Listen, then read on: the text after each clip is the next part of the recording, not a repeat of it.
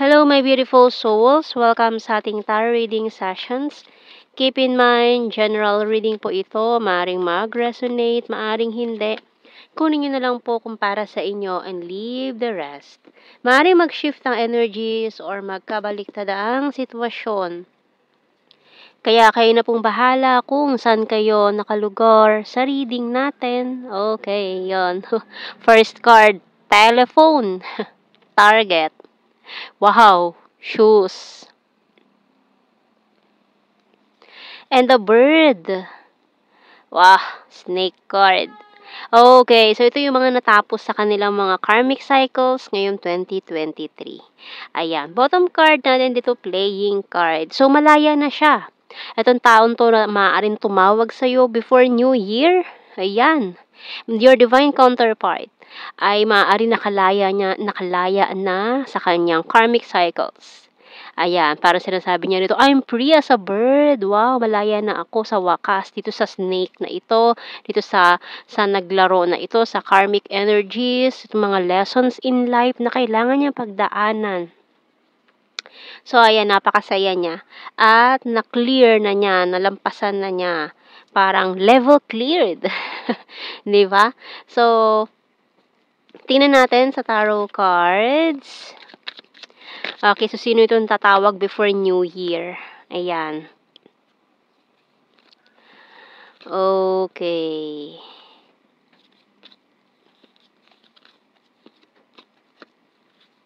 Bottom card natin, the Fool. Okay, so may malakas na energies tayo dito ng Sagittarius, Aries, and Capricorn. Ayan. So, itong taong ito, feeling niya kasi masyadong mabigat yung connection yung dalawa. So, hindi niya kaya. Parang nahihirapan siya sa connection nyo. Kaya, ang ginawa niya, nag-walk away siya. Ayan, nag-walk away siya. Pero, itong taon to is na-obsess sa'yo. Maaaring sinabi niya sa'yo na na-obsess siya sa'yo or hindi niya alam kung bakit hindi ka maalis sa isip niya. May obsessive thinking and thoughts itong taong to about you. Pero hindi niya yun pinakita or hindi niya yun sinabi. Maaaring sinabi niya pero parang para sa'yo is parang hindi ka naniwala or parang inisip, parang dinaan niya kasi sa biro iyon. So, New Year's Eve, itong pinaplano siguro nitong taong to, by New Year's Eve, itong divine counterpart mo. Kasi yun talagang main target niya. Makausap ka bago matapos ang taon. Or during New Year or next year. First week next year, January. Ayan, kasi gustong-gusto niya talaga mag-usap kayo. Tingnan natin. Offering din ng commitment. Ayan. Okay, I miss you so much.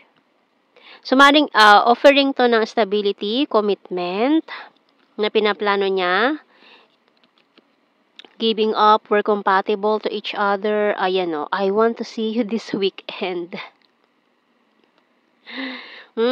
Sorry I'm wasted. I'm being defensive, business is business, and my intuition choose you.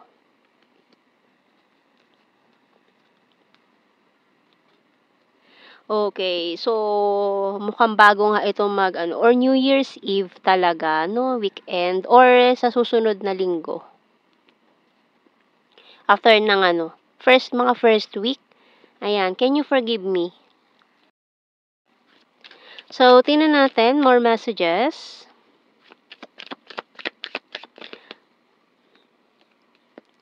I couldn't let you get close to me.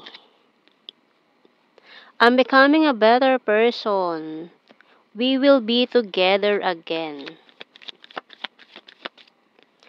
I love you unconditionally.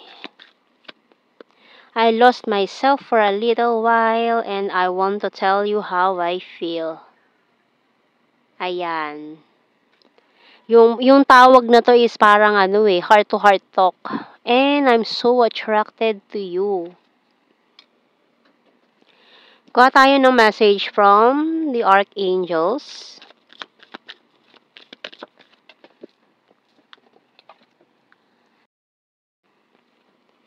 Sensitivity by Archangel Haniel. You are extra sensitive to energies and emotions right now. Honor yourself and your feelings. Suka tayo ng initials. Letter O.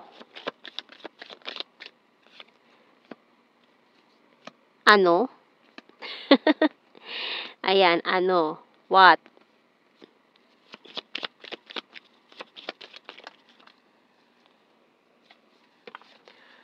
R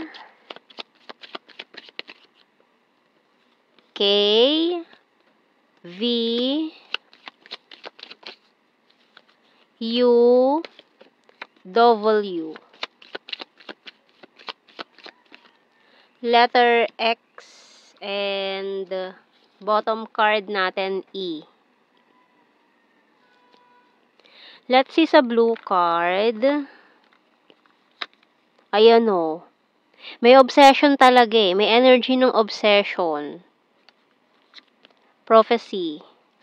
And destiny. So, di ba? Paano nabanggit ko? Nabanggit ko ba kanina? Na itong taong to is obsessively thinking of you. Ayan. So, kasi may obsessive energy akong nafe-feel dito sa taong ito. Pero ang ginawa niya, nag-walk away siya. Kasi maaaring hindi niya kaya talaga or mabigat or very intense itong connection na to. Kaya, hindi niya alam kung paano i-handle itong sitwasyon. Kaya mas madali para sa kanyang bumitaw, mag-walk away, lumayo. Dahil parang may nakita nga siyang third party, which is a snake. Parang na-confuse siya. Mas pinili niya tong taong ito na karmic pala, karmic cycle, na magbibigay sa kanya ng matinding lessons in life na ngayon na-realize niya ngayon 2023. Kaya ngayon bago matapos ang taon, gusto niyang humingi ng tawad sa'yo. Ayan. Itong pagtawag na ito, it's about forgiveness. So, nasa sa inyo na kung ano mangyayari sa usapan nyo. And let's see sa general signs and messages.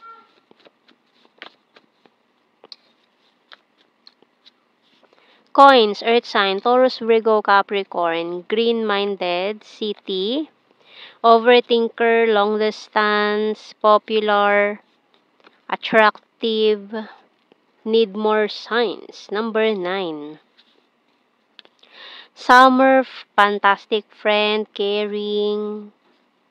August and October, past person, future lover, responsible.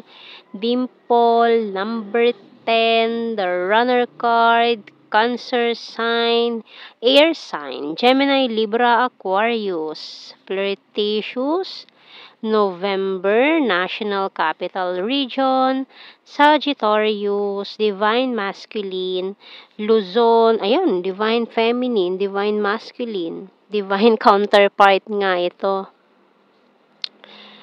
Gemini, Athletic, 5, Capricorn, eye contact, perfect smile, trustworthy ngayon bago matapos ang December, ayan. Beach and September. So, ayan ang ating reading, my beautiful souls. Thank you for watching. Take care and God bless. See you in our next reading, guys. Bye-bye.